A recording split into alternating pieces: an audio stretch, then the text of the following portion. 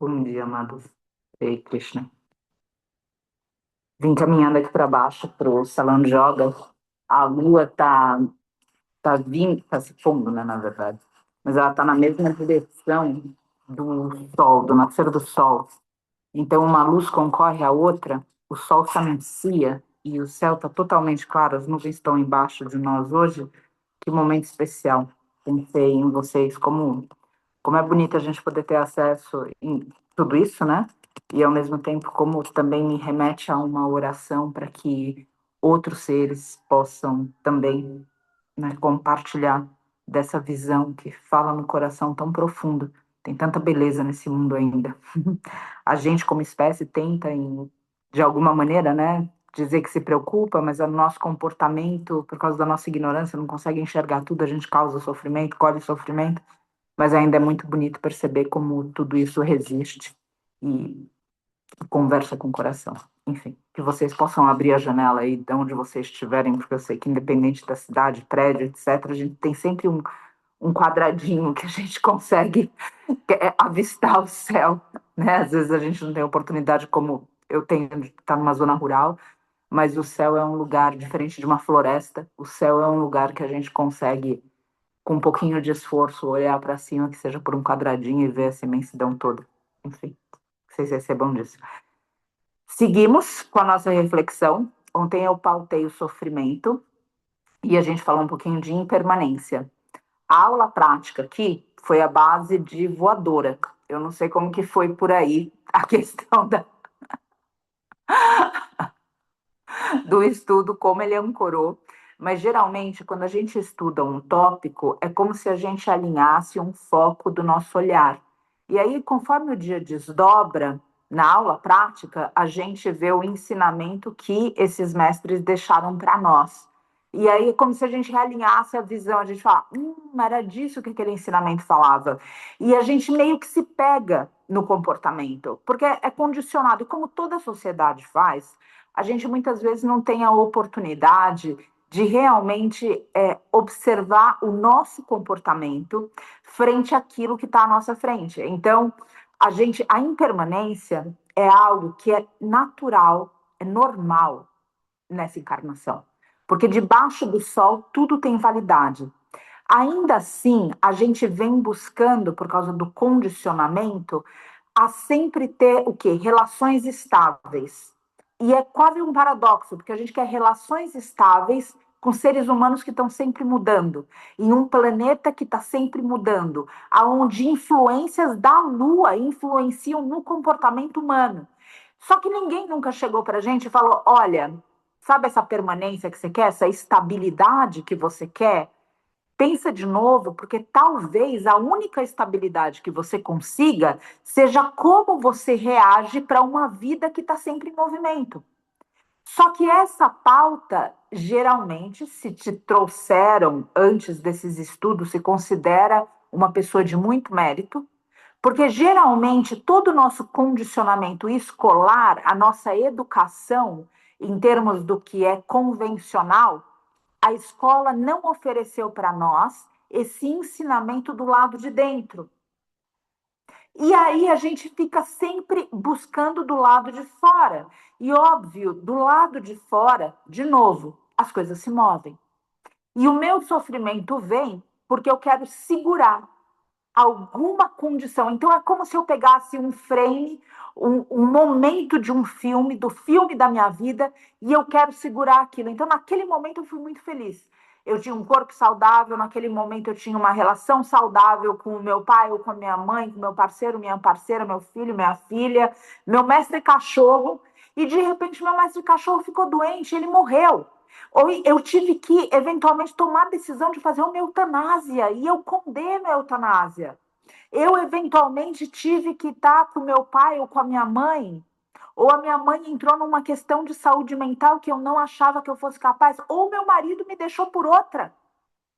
Ou seja, o que que acontece? E então, tudo isso vai remetendo a gente a uma tristeza profunda, porque a gente não tem argumento do lado de dentro para conseguir lidar com aquilo. Ou então, eu tive um filho, e na hora que eu tenho esse filho, essa filha, o meu marido ou a minha mulher não conseguem lidar com aquilo. A gente tem no nosso círculo, um pouco distante, não no círculo periférico, mas ainda assim participando, uma pessoa que tem contato, que foi quem me apresentou para a Jetsuma, o Lama Lawang tem um filho que a mulher abandonou com ele. Ele cria o filho que a mulher abandonou. É uma situação incomum, porque geralmente a gente vê o contrário, mas também acontece. E ele está lá sendo pai e mãe, e isso influenciou toda a vida dele, inclusive as aulas dele, inclusive o que era, ou seja, o filho se transformou no Buda, né? Ou seja, no mestre dele, porque realmente, ou seja, um belo de um aprendizado. E assim temos também na nossa vida os nossos Budas particulares, que vão ensinando para nós impermanência, entre outras, né, outros ensinamentos. Então a gente viu que essa impermanência faz a gente sofrer. Essa impermanência da gente sempre querer recortar um pedacinho da nossa vida e falar, eu quero segurar aqui. Muito frequentemente, a gente não pega o pedacinho da vida e fala, eu quero segurar aqui. As coisas passam e a gente olha para trás e diz, eu era feliz ali. Mas espera aí, meu bem, você não realizou na hora que você estava sendo feliz? Não, porque a gente estava ou para trás ou para frente. Não é assim? E aí, quando passa, a gente diz, nossa, ali sim, eu estava feliz. Só que aquela felicidade não durou. Então, isso remete a gente para um outro ensinamento do Oriente, que vem de encontro com isso, que é o presente momento. Se tá bom, aproveita. Com todo o seu coração. Aproveita as tuas relações, aproveita o seu corpo físico, aproveita os momentos de contemplação, mas aproveita como se fossem os últimos, porque realmente eles podem ser. Eu conversei com vocês, falei, né, dessa semana que eu passei por um neurologista e eu tô tentando cercar para que a gente tenha também essa visão da neurociência em cima da meditação. Então, eu tô tentando cercar ele de alguma maneira para que ele consiga também falar um pouco mais no círculo. Estou vendo como configurar tudo isso. Mas uma das coisas que ele colocou dentro da saúde mental, quando ela fica afetada e se perde, se abre uma janela num dia onde você vê o sol da consciência daquela pessoa que está indo embora, ele falou, aproveita, porque daqui a pouco aquela janela vai fechar outra vez. Então, e daí ele coloca, ele diz assim, e na verdade a saúde mental afetada do outro faz você valorizar muito mais esses momentos. E eu achei muito profundo o que ele disse, não só em relação ao que eu estou vivendo particularmente nessa situação, mas a gente como um todo, né? A gente como um grupo, a gente como ser humano, a gente como um todo no contexto sistêmico da nossa vida. Quando estiver funcionando, dá uma respirada e aproveita. O Vale da Rainha me ensinou muito isso com descanso, por exemplo. Porque antes eu queria tipo, configurar uma data para descanso, um momento para eu descansar. E aí o Vale da Rainha me ensinou que não era assim, que era dessa forma. Quando tiver oportunidade, descansa. Não, mas hoje é segunda, 2 horas da tarde. Não, mas tá a oportunidade, descansa um pouco agora, porque você não sabe o próximo momento se vai aparecer uma égua com o osso quebrado na cara, se vai aparecer uma denúncia, se vão te perseguir na rua, se não, você não sabe. Então, às vezes, o Buda vem para a gente com uma lição muito dura e depende do nosso comportamento. Então, falando de um jeito para a gente conseguir configurar, eu sou uma pessoa muito teimosa. Então, se a coisa não vem com força na minha direção, eu continuo indo pelo caminho. Então, você tem que entender também, às vezes a vida tem a mão pesada, porque a gente também tem uma configuração que acolhe aquilo. E uma pessoa mais sensível não precisa levar de uma pancadaria para falar, tá bom, agora é para a direita, não é mais para a esquerda, entendem? Então, mas o fato é que a vida, o que ela está trazendo, sempre tem um olhar sobre ela, dessa soberania da vida misericordiosa, dentro de uma lei que quer evoluir a gente. Então, essa impermanência é uma grande professora. A gente não pode olhar para ela e sentir raiva. A gente precisa olhar para ela e entender. Por exemplo, a opinião muda, a verdade não. Como a gente não acessou a verdade, cada pedacinho que a gente acessa da verdade, a gente vai mudando o nosso comportamento, não é assim? E aí, o que acontece com a pessoa que está se relacionando com a gente? A pessoa, por vezes, vai se perdendo. Se perdendo no sentido de eu me relacionava com uma, eu me relacionava com uma, e agora é outra, é outro. E como que isso vai? Porque a gente fala geralmente do nosso sofrimento, mas a outra pessoa com a gente também está sofrendo, principalmente a gente, o nosso círculo, que somos pessoas que queremos a verdade. Somos pessoas que queremos, de alguma forma, que o mundo seja melhor. Somos pessoas que defendemos valores universais. esse tipo de conduta, para quem não está afim, é desesperadora e vai gerar conflito. Então, muitas vezes, o conflito também é um elogio da vida. Um elogio onde a vida está falando, parabéns, você está no caminho. Porque quando você está igual a todo mundo, fluindo dentro do raso, ninguém vai te dar discurso sobre a proteína, ninguém vai falar para você que você está sendo muito radical acordando às 4:30 da manhã, ninguém vai falar para... Agora, quando você começa a se distanciar da massa, isso vai provocando o outro também nos lugares de letargia dele, nos lugares onde ele não está fazendo nada, nos lugares onde tantas outras coisas. Você começa a se cuidar, o outro não está se cuidando, ele vai, em vez dele se cuidar, o que ele faz? Para ele tirar o incômodo dele, ele precisa tirar você de se cuidar. Estão entendendo? Então, a impermanência, ela precisa ser... A gente precisa olhar sem tanto envolvimento, para conseguir ter uma visão mais clara. Um exemplo que eu gosto muito, que é essa coisa da gente subir a montanha, né? Porque esses caras no Oriente colocaram sempre os templos lá no topo da montanha. Daí é bom que até você chegar no templo, você já rezou o terço todo, né? Ou seja, você vai rezando, você vai reclamando, vai vendo sua mente, vai querendo desistir, volta, vai, você... Então é uma bênção. E um dos significados de você subir a montanha para o templo é que cada tanto você para, porque você perde fôlego. Cada tanto você para, porque você contempla. Cada tanto você para, porque você pensa que você vai fugir de lá, da onde você estava, que você não foi para o shopping, no cinema, em vez de subir. Bom, enfim, você vai subindo e conforme você vai olhando para baixo, você vai vendo a cidade como um todo. Você vai vendo o lugar da onde você veio, de um cenário do lado de fora, onde você consegue pegar detalhes que quando você está dentro você não vê. E tudo isso remete a reflexões da nossa vida. Os caras fizeram tudo com muito significado. Então, a gente dá um passo para trás na vida e entender, nossa, eu também causo incômodo para o outro. Ou seja, não é só o, não, porque o outro não, porque o outro não para, porque o outro, porque o outro, porque o outro. Agora, pensa você na vida do outro. E, de novo, a gente, no nosso comprometimento com a verdade, com a busca espiritual, com o caminho, em querer se melhorar, a gente é muito difícil para o outro.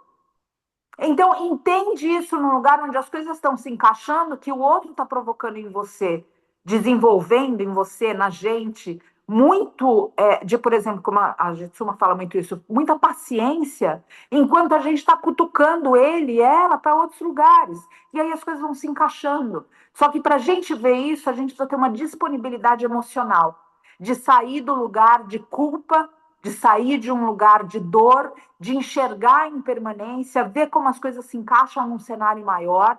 Então, isso sobe o monte dentro de você. Vai para esse templo no alto que é a consciência. E vai andando, andando, e esse templo ele é pavimentado pelas ruas que estão no coração. Então, quanto mais você conseguir desobstruir as suas mágoas, quanto mais você desobstrui culpas, inseguranças, com esse olhar mais alto, você está andando o caminho. Você chega na consciência, você olha, e é como se a consciência desfizesse tudo. Ela rasga o véu. E é isso que a gente quer. Sair do sofrimento, não porque a gente está falando para alguém, por exemplo, alguém está tendo um surto psicótico, daí a gente para do lado da pessoa e fala, calma. A pessoa só falta explodir de mais raiva quando a gente fala. A mesma coisa, se coloca no lugar. Quantas pessoas a gente está muito brava, chega alguém para a gente falar, calma. A gente fala, muito obrigada pela intenção. E daí a gente tá roxa de raiva.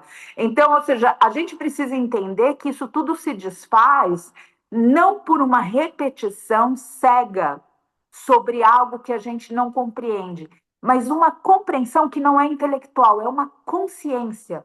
Você sabe quando a gente fala, vocês sabem quando a gente fala de conscientização do mestre animal? E a gente fica 12 horas rezando o terço para uma pessoa para ela não comer carne, por exemplo.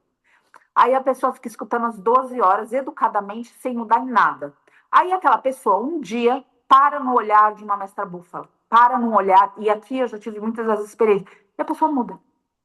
Você ficou 12 horas falando para a pessoa não, a pessoa só sorriu de educação com você. Ela vem aqui, ou em qualquer outro lugar, onde ela tem um contato direto com o mestre animal, e ela faz a ligação. Então, tudo isso, existe uma mágica que é essa compreensão. Uma compreensão que é quase vertical, que a pessoa realiza. Então, quando eu falo que o sofrimento se desfaz na consciência, Não é a gente virar para uma pessoa brava ou a gente com outra voz para a gente no meio do distúrbio todo, de uma crise compulsiva. A gente olha para a gente e fala, calma, que a gente só vai se irritar mais.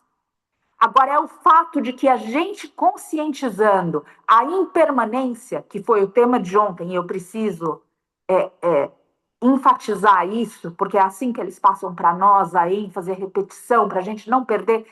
Se você, de tudo que foi dito, a gente falou, nossa, mas é muita coisa para guardar, eu concordo. Guarda somente isso, impermanência. E cada vez que você sofrer, se conscientiza se você está sofrendo, porque você está agarrando um frame, um pedacinho, um recorte do filme da sua vida, querendo que ele pause. E aí, na hora que você conscientiza, é como se você apertasse o botão do play de novo. Você fala, tá bom, vamos. Entendem? Então, só isso de tudo que foi dito, impermanência. Cada vez que você se pegar triste, cada vez que você se pegar chorando, cada vez que você olhar e falar, putz, daí você pode falar, não, mas está acontecendo uma coisa agora. Sim, mas o que você está sofrendo agora é sobre alguma coisa de ontem que mudou. Concordam? Seja a tua saúde, saúde mental, saúde física, saúde financeira, saúde do eu estendido, dos seus, saúde de quem você se importa. Então você pode sentir, não, Patrícia, você não tem nada a ver comigo, eu estou chorando o urso panda na China, mas é porque você tem um valor pelo mestre urso panda na China. Entendem? Está relacionado ao eu ainda. E cada vez que isso for conscientizado, a força da impermanência em você encontra uma rocha e não mais areia, onde ela permeia tudo. Entendem isso? Então, se segurar nesse centro, é essa rocha, é essa postura da montanha, é essa força de estar firme. Porque a verdade não se move, a opinião se move, a verdade se molda conforme o tempo, inclusive da sua vida. Então, a nossa verdade dármica, quando, por exemplo, a gente é mãe, e esse exemplo é sempre dado, mãe de um bebê, a gente tem uma verdade dármica ali. Quando a gente é mãe de um adolescente, a gente tem outra verdade dármica. Ou a gente vai criar uma pessoa dependente a nós. E daí, quando a gente não tiver, a gente sabe o que acontece com essa criança, não é assim? Com esse adolescente, perdão. Então, a verdade, ela se manifesta de acordo com o tempo. O Dharma, ele vai mutante em termos de manifestação, não em termos de valor. E precisa de muita sabedoria para a gente ver aonde o Dharma não muda e aonde ele está se manifestando mutante. Para a gente não ficar agarrada no que era. Para a gente, por exemplo, ter a alegria de dar as boas-vindas para o espírito que chega e da gente ter a sabedoria para ter um contentamento, uma serenidade para se despedir de um espírito que vai. Porque a gente também precisa reconhecer que muitas vezes a gente não se despede, não porque a gente está querendo que aquele ser continue a missão dele, ou porque a gente acredita que aquela pessoa. Muitas vezes a gente não se despede porque a gente tem apego. Em vez da gente pensar que aquela pessoa está perdendo tudo que ela conhece naquele momento e que ela está rumando ao desconhecido, aquela pessoa humana ou não humana que está desencarnando, a gente só olha no leito de morte de alguém e fica falando da gente, de como a gente vai sentir falta daquela pessoa, de como aquela pessoa é importante para nós, de como a gente ama aquela pessoa, de como, ou seja, eu. Entendem isso?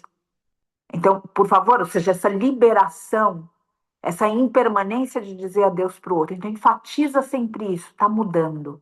Tá mudando, vive de mão aberta, vive de mão aberta. Então, tá chegando, você fala, nossa, que delícia. Daí a gente tenta agarrar, solta. E cada vez que conscientizar isso, outra vez, a vida vai te encontrar rocha. É como um mar revolto que bate naquela pedra. E aquela pedra continua. Aquela pedra vai continuar. A areia que aquela pedra se faz é a iluminação.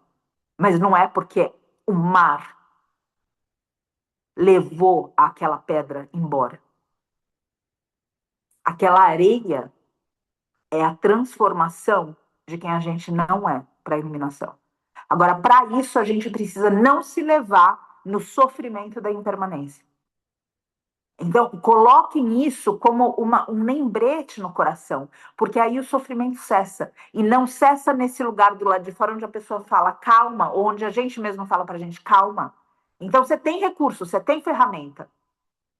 Você tem a ferramenta de respirar, você tem a ferramenta de subir o seu monte particular rumo à consciência, através das estradas do seu coração. Então, você vai desobstruindo mágoa, medo, insegurança. Você vai desobstruindo tudo isso através do quê? De um treinamento mental da meditação.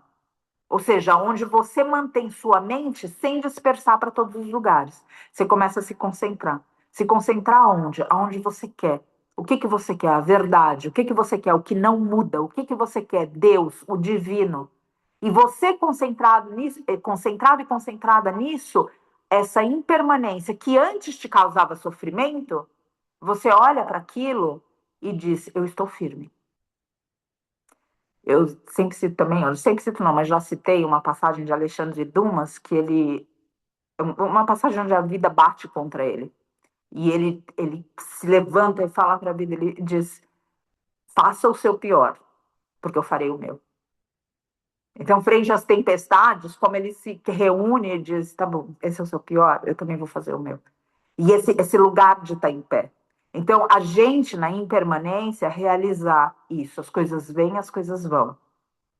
Tudo, absolutamente tudo que é seu. Pode parecer alguma coisa, mas quem me falou isso foi a Jitsumi, então, por favor, vocês ficarem sentidos, por favor, com ela.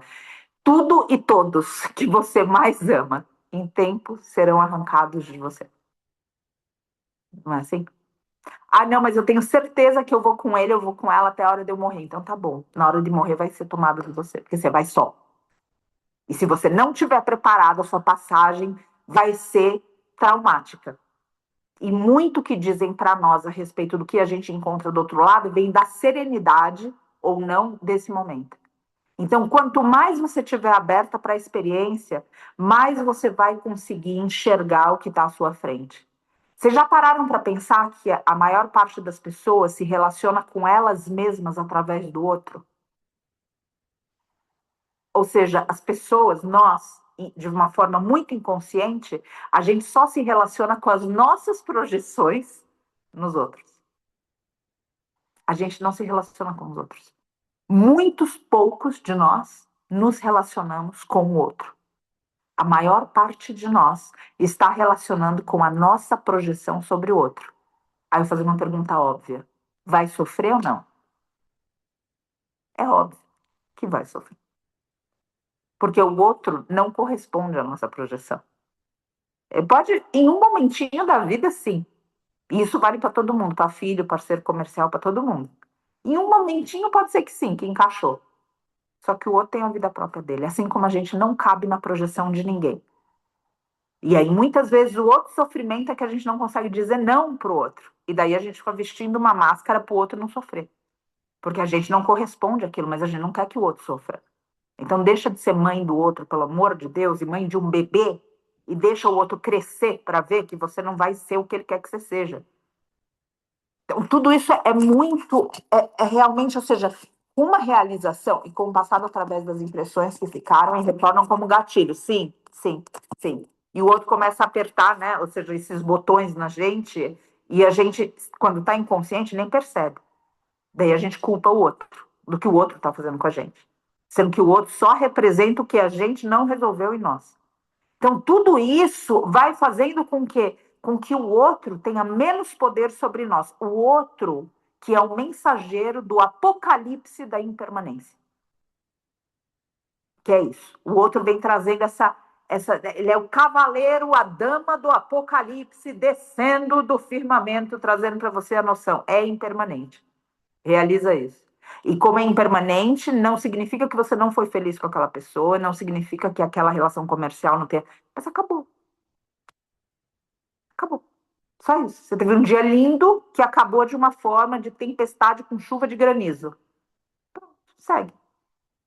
E aí, antes do novo dia, geralmente vem o luto, que é a noite, que é uma outra face da impermanência. Segura. Segura por dentro. Para a gente não sair se espalhando pela vida. Então, vem a impermanência de algo que a gente gosta, a gente já se espalha na alegria, é uma festa. Aí vem a tristeza, a gente se espalha na tristeza, daí acaba a tristeza, a gente tá lá igual um pano de chão. Não, se mantém firme. Então, esse estudo da impermanência ontem que seja enfatizado. E a gente cruzar isso tudo dentro do que é o egoísmo e a ignorância, que é outra visão ainda. Só que hoje eu vou me vigiar para a gente poder ir para a Gita. Então, o que eu vou fazer? Com essas palavras repetidas de ontem, eu só espero firmar essa noção, porque a gente acaba falando de muita coisa e o assunto vai se ramificando. O fio condutor do assunto é a impermanência. Então, se a gente não lembrar de tudo, né, de todas essas perspectivas que a gente acaba falando dentro desses cenários variados, que é a vida de cada um e de cada uma de nós, lembra, impermanência.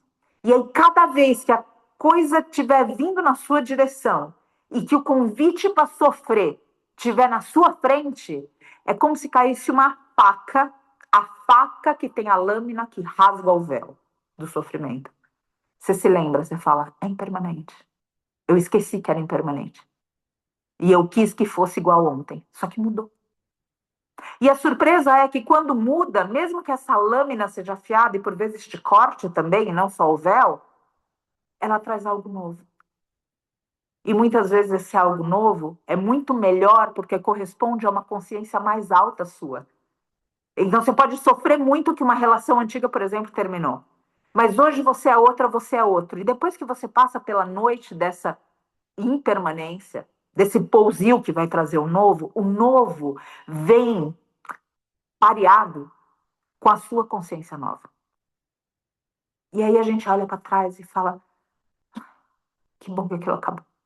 Aquilo que eu sofri tanto quando acabou, agora eu estou agradecendo que acabou. Ô, gente, difícil que a gente é de entender, né? Entende? Então, olha para trás e realiza isso. Está mudando para melhor. Porque a consciência está mudando. Não é o lado de fora, é o lado de dentro que está fazendo a correspondência. Então lembra, quando tiver convidado e convidada a sofrer, opa, impermanente. E é como se pegasse essa lâmina na mão, essa espada na mão, com essa lâmina cortante, e esse véu rasgasse. Você está subindo o seu monte. Você está vendo com clareza uma imagem maior do que quando você está envolvido, envolvida, a gente nas emoções. Dá um passo para trás, entende aquele papel. E mesmo se você não entender, segue. Às vezes as explicações que a vida dá, ela não dá na hora. Às vezes ela demora 20 anos para te explicar. Não é assim? A gente quer na hora. A gente fala, me explica agora. A vida fala só um minutinho. Daqui 25 anos você entende. Continua caminhando o caminho. Mas não fica parada no caminho esperando a vida te explicar. Ou seja, você precisa andar. Você anda. Vai andando, mesmo sem saber. Vai andando, que, ou seja, em tempo a vida vai explicar. Mas vai andando. Então, gente, eu só quero deixar essa ênfase para a gente. O detalhe é conseguir respirar para se dar tempo para perceber que o novo não pode ser bom ou não, mesmo diferente do que já foi. Sim, Maria Helena, sabe que eu tenho uma piada a respeito disso? Não, uma piada, essa ironia, não é uma piada, mas é uma ironia. Que um discípulo pergunta para o mestre, ele fala, qual mantra quando eu estiver nervoso? E o mestre fala, se você estiver nervoso e lembrar do mantra, qualquer um serve. Então é isso, se a gente lembrar de respirar nesses momentos, é um mantra, ou seja, lembrou de respirar, respira, se salva. Mas é um detalhe importante, e isso é vencer tendência. Porque para a gente lembrar de tudo isso na hora que realmente a coisa está andando na nossa vida, nessa transformação, precisa disso que a gente está fazendo todos os dias, estudo. E estudo que cerca o assunto até que ele consiga entrar dentro da gente, mas entrar assim que é penetrar, não é a gente ouvir, igual música ambiente. Que às vezes o ensinamento, quando ele não permeia a gente, ele é igual música ambiente. A gente sabe que tocou uma música, mas a gente não sabe qual foi. A gente vai falar, nossa, era uma letra tão bonita, a gente vai lá no Google procurando e encontra a música de novo. Mas a gente sabe que ela tocando uma música, mas a gente não consegue lembrar a música. Então, isso tudo é vencer tendência, e por isso que a gente precisa repetir. E repetir é o nosso sadhana, é a nossa prática espiritual ritualística de dentro da sala, não a aula prática, porque o que você trouxe, Maria, é a aula prática, né? Ou seja, quando sai, fala, nossa, como que eu respiro? Para lembrar de respirar aí fora, você vai ter que todo dia aqui na sala respirar. todo dia aqui estar consciente, todo dia aqui ouvir, todo dia aqui olhar aonde que está dando gatilho nisso que está sendo ouvido. E aí, quando chegar lá fora, com essa aula daqui, com esse jogo treino, como o professor Hermógenes falava, o professor Hermógenes, quando ele dava aula, ele falava, gente, isso aqui é jogo treino, tá? Aí fora que é o jogo mesmo. Aí fora que é a final. Aqui é jogo treino. Agora chegar ali, ó, é final. Aí cada um deu o seu melhor. Então, realmente, ou seja, lembrar é difícil, mas como a gente lembra? Vencendo essas tendências aqui. Purificando, como eles dizem. Purificando é uma palavra que ficou um pouco difícil, né? Porque ela tem um sentido místico muitas vezes. Então, purificar no sentido de vencer as tendências. As tendências que a gente tem de sofrer, as tendências que a gente tem de culpar, as tendências que a gente tem de reclamar, as tendências que a gente tem de sentir medo da mudança, as tendências que a gente tem de agarrar o outro como salvador ou salvadora nossa, as tendências que a gente tem, e daí vocês completem a frase, inclusive as tendências que a gente tem de usar esse caminho para justificar o nosso isolamento. Lembra que você é um ser interdependente. Todos os seres na natureza, quando eles se isolam, existe algo importante que está acontecendo dentro deles em termos de um desequilíbrio. Então, quando a gente vê uma mestra-vaca, que é um animal sociável, se isolando, tem alguma coisa acontecendo com ela e a gente precisa parar para ouvi-la, para entender o que é. Lembra que você é uma mestra-vaca também. Então, não pode usar o caminho espiritual para se isolar. Você pode ter momentos de retiro, eu posso ter momentos de retiro, mas é aqui que a gente vai ter certeza que a gente entendeu alguma coisa.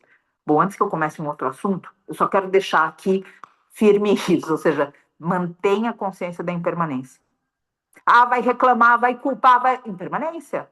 Por que está reclamando? Porque mudou? Vai mudar.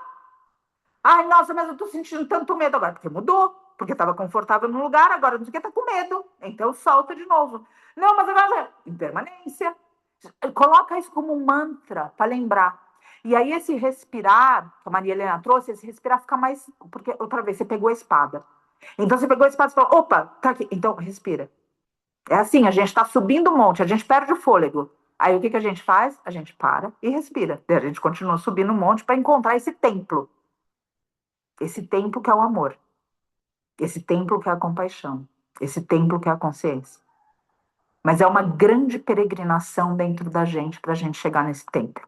E aí, quando a gente chega no templo e a gente encontra esse amor é um espelho que mostra que ele próprio é a gente. Só que para isso precisa desobstruir um monte de confusão que a gente fez no caminho. Está enfatizado o tema da inconsciência, perdão, da impermanência? Bom, a aula prática de hoje vai lembrar cada um e cada uma de um jeito mais, um pouco mais de ênfase, vamos dizer assim, do que as minhas palavras. Bom, na segunda-feira a gente continua. Eu não vou avançar, que eu quero passar para a Gita e falar um pouco de tapas hoje, que a gente perdeu ontem. A Gita também é muito importante, esclarecedora. Então, agradeço a paciência de vocês para a gente se mover sem pressa e com profundidade e com observação interna, né? Cada uma e cada um de nós tem gatilhos diferentes. Observe os gatilhos, que geralmente os gatilhos dizem do que foi lá atrás, que ainda está em carne viva, e que às vezes, porque a gente colocou bem no fundo da gaveta, a gente não está vendo essa parte nossa que precisa de atenção. Quando vem um gatilho, então vê como um alarme. Você fala, opa, aqui tem alguma coisa para eu refletir, aqui tem alguma coisa para eu pensar, aqui tem alguma coisa para eu questionar, aqui tem alguma coisa para eu olhar com um pouco de atenção. E aí se dedica a se olhar, para que esse ensinamento, outra vez, que não é aqui algo nosso, mas é um ensinamento que deixaram para nós, a impermanência tem sido dita e falada por milênios, e a gente não escuta. Por isso que dizem, né, que toda essa verdade é o segredo mais falado, porque se fala, mas ninguém lembra, nem entende, nem pratica. Então fica um segredo falado. Tá todo mundo falando, todo mundo, os mestres estão falando para nós, mas é um segredo, porque ninguém está entendendo. Então é um paradoxo. A gente precisa conseguir rasgar o véu e realmente compreender isso. Então, o caminho, de novo, lembra o tempo todo. E só de você lembrar, você já vai alinhar por dentro. Então, é impermanente. Então, você fala, nossa, mas eu fui tão feliz nessa casa. Pois é, só que agora é hora de abrir mão da casa. Nossa, eu fui tão feliz nesse corpo. Pois é, agora eu fui tão feliz nessa relação. Eu fui tão feliz. Para. E repara também na impermanência quando você está se relacionando com o papel e quando você está se relacionando com o espírito. muda a relação, se relaciona com o espírito e entende o papel daquele espírito na sua vida. Antes que a gente mude de assunto, eu vou pedir para a gente alinhar a nossa coluna, sair numa ramificação de mais 2 horas. Alinhar a nossa coluna. Agradeço por cada um e cada uma aqui. Respirar profundo, com atenção.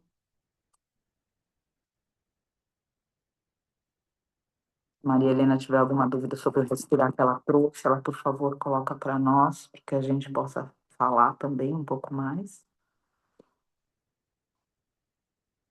E respira, porque a respiração está no presente momento. Quando você tiver qualquer sensação durante o seu dia, lembra que a sua respiração é o sopro de Deus. Então, se você tem qualquer resposta que você queira naquele momento, observa a sua respiração sem interagir com ela. E entende a mensagem do sopro de Deus para aquele momento da sua vida. Se você quer uma resposta a respeito de um lugar, entende como você se sente naquele lugar, através do sopro de Deus, que é a sua respiração. Se a sua respiração é tensa, é curta, se a sua respiração não permite chegar, se a sua respiração não permite ir, se a sua respiração se trava, entende que o sopro de Deus fala com você através da sua respiração e encontra as respostas no silêncio, aonde a fluência de Deus, do divino, te convida a uma comunicação que só quando você escuta esse espaço entre pensamentos, você verdadeiramente é capaz de ouvir com compreensão.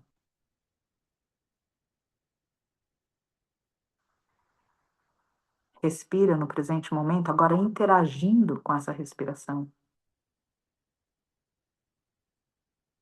Entendendo que esse sopro de Deus, aí já tem todo o ensinamento da impermanência.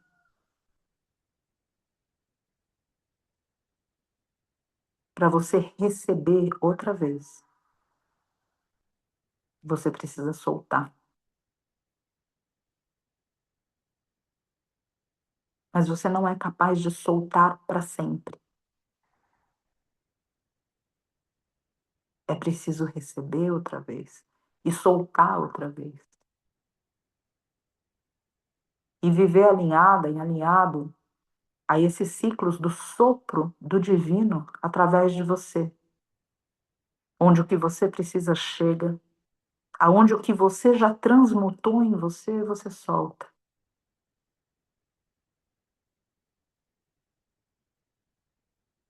O divino interage com você através do sopro dele próprio, os ventos. E os ventos também são uma senhora que é brisa, uma senhora que é tempestade. Esses ventos, esse sopro também vai dentro de você para além da respiração. Você tem ventos diferentes no seu corpo. Ventos que, por exemplo, empurram para baixo o que não te serve mais. Não só a expiração do sopro, mas também os ventos que fazem com que você possa se livrar de dejetos. Esses ventos se movem em você. E é preciso permitir que eles se movam. Os ventos, o sopro, fala sobre a impermanência.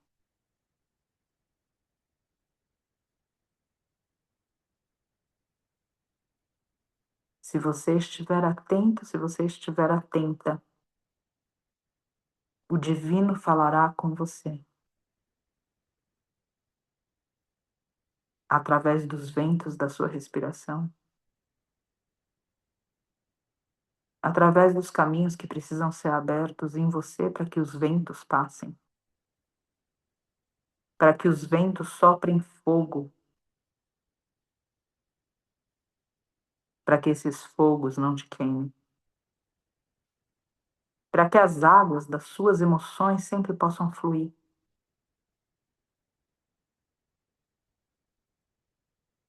para que teus ossos sejam rocha.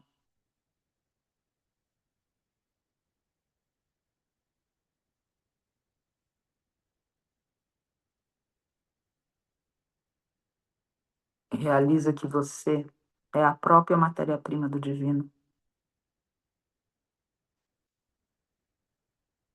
E quanto mais você abdicar da ignorância, que se manifesta como egoísmo e te faz sofrer na impermanência, mais e mais esse sopro, esses ventos, esse fogo, essas águas, esse ar, essa terra se incorporam a você,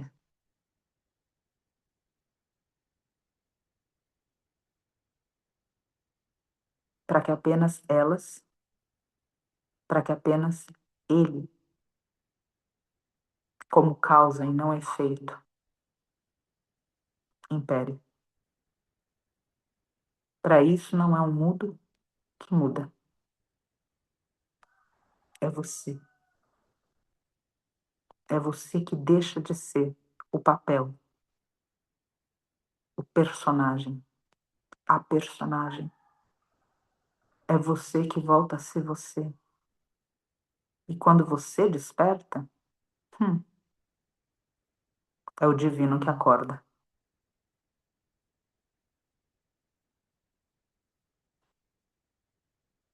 Volta agora para casa.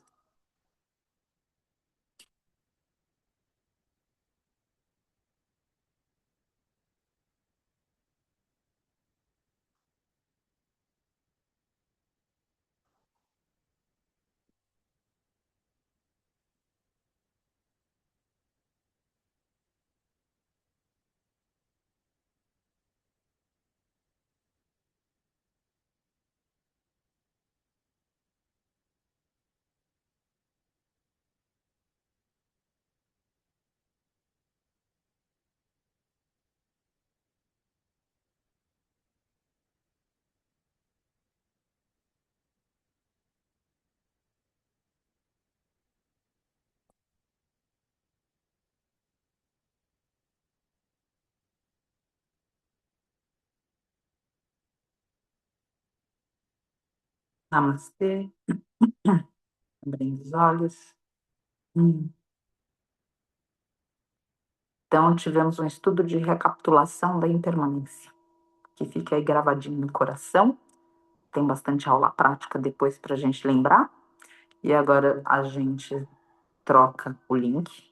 Vocês se espreguicem, tomem água. E a gente já volta aqui para continuar com a Gita. Agradeço cada uma que pode, que possa continuar, para que a gente conclua os estudos da Gita dessa semana, não na quinta, que ontem a gente saltou, mas hoje. Obrigada pela paciência de vocês para a gente fluir em tudo isso. Muito obrigada. Beijo.